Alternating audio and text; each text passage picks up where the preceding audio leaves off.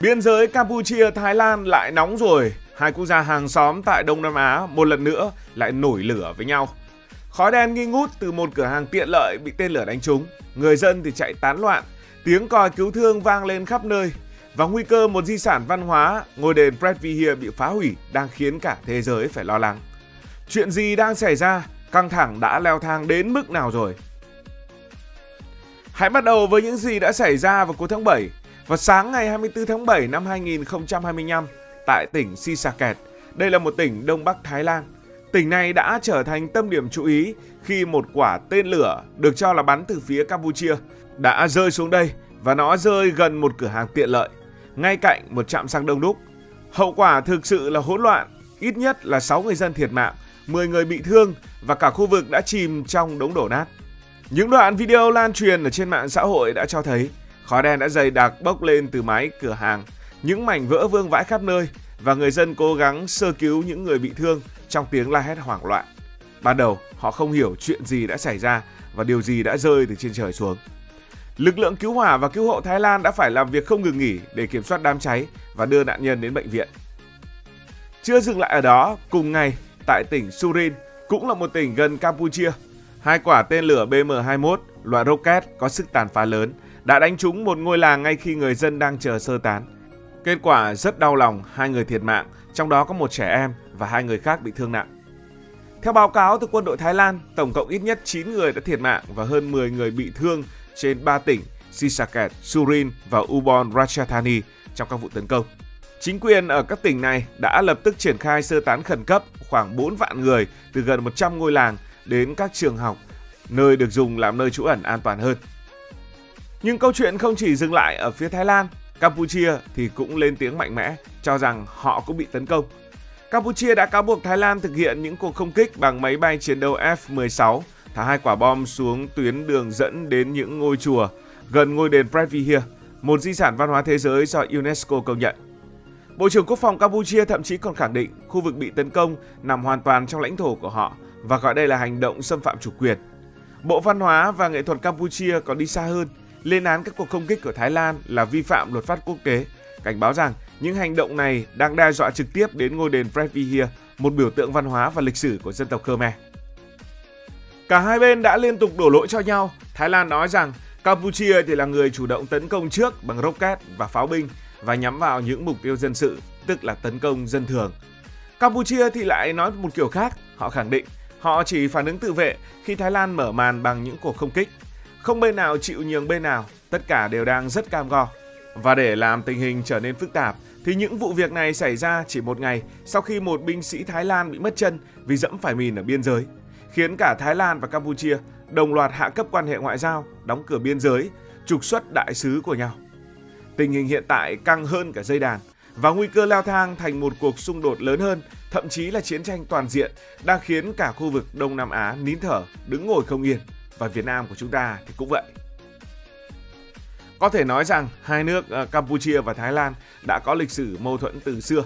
Hai nước chia sẻ đường biên giới kéo dài từ dãy núi Dak Brek ở phía Bắc cho đến vịnh Thái Lan ở phía Nam. Và đường biên giới này được vẽ bởi thực dân Pháp vào năm 1907, khi Campuchia là thuộc địa của Pháp, còn Thái Lan lúc đó gọi là Siem là một vương quốc độc lập. Bản đồ này đã trở thành nguồn cơn gây tranh cãi. Nó dựa trên nguyên tắc phân chia với ranh giới tự nhiên dãy núi Dak Brek, và cuộc tranh cãi này đã kéo dài hơn một thế kỷ. Một lần nữa lại phải nói rằng trong xung đột giữa hai nước thì ngôi đền Pretvihia luôn là tâm điểm và luôn phải nhắc lại ngôi đền này dù chúng ta nói bao nhiêu lần đi chăng nữa.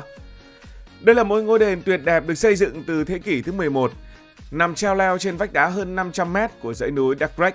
Ngôi đền này không chỉ là một kiệt tác kiến trúc của đế quốc Khmer với những bức phù điêu tinh xảo và vị trí ngoạn mục nhìn xuống khu vực đồng bằng Campuchia, mà còn là biểu tượng và là niềm tự hào dân tộc.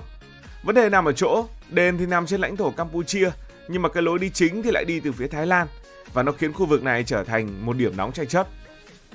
Tòa công lý quốc tế thì khẳng định quyền sở hữu của Campuchia đối với ngôi đền rất nhiều lần, nhưng mà lại không giải quyết được tranh chấp ở vùng đất xung quanh.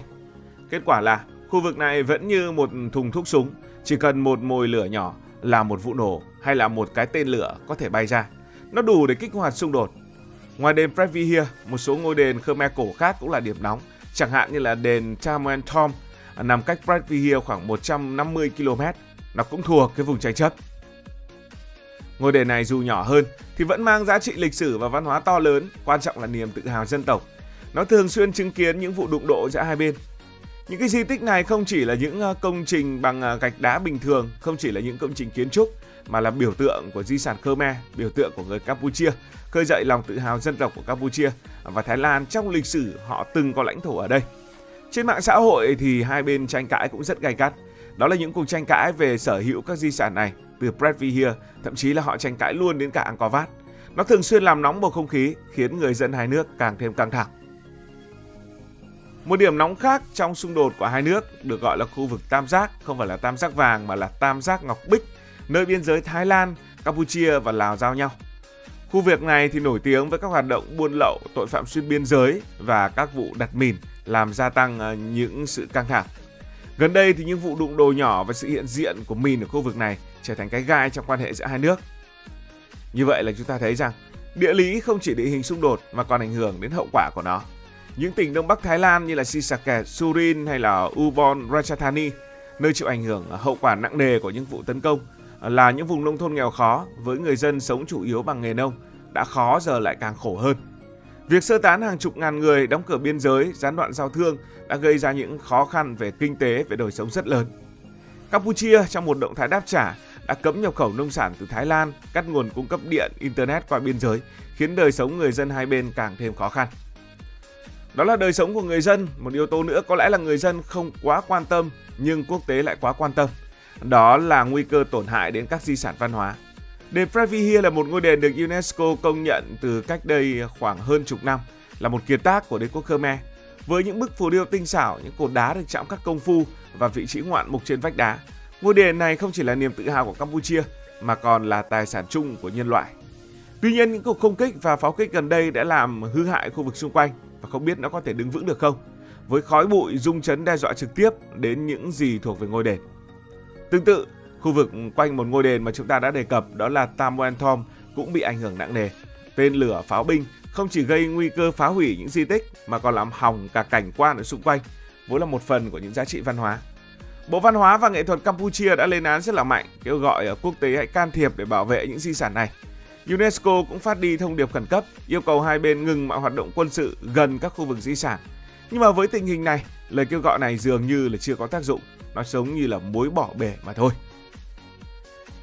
Hai nước hàng xóm đánh nhau và những nước khác ở trong khu vực Đông Nam Á cũng như là trên quốc tế thì không thể ngồi yên.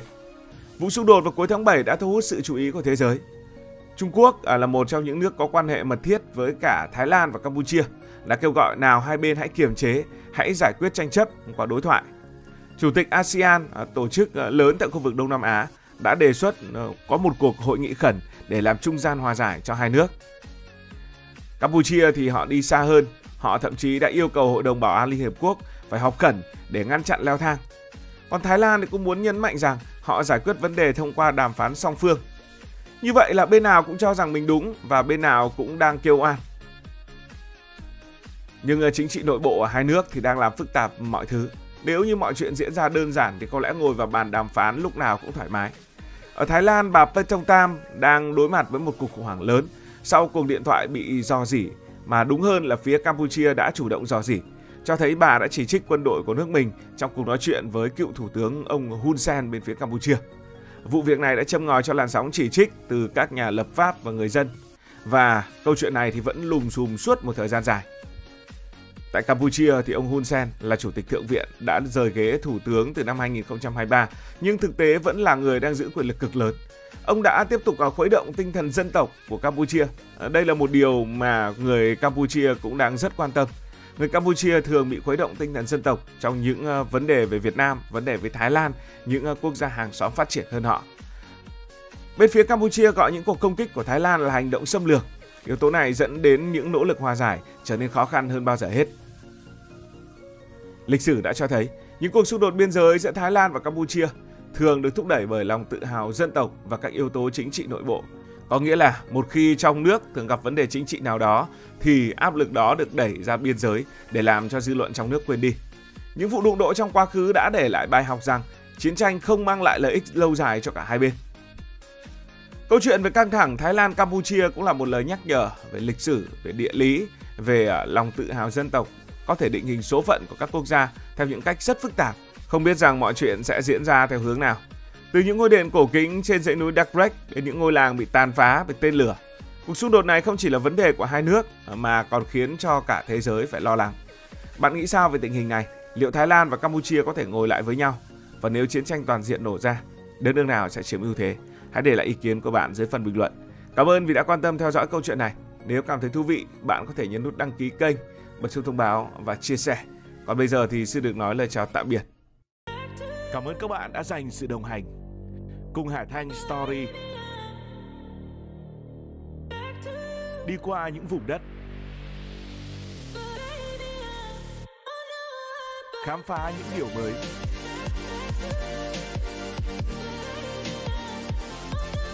Đừng ngần ngại, hãy để lại những góp ý và xin được hẹn gặp lại.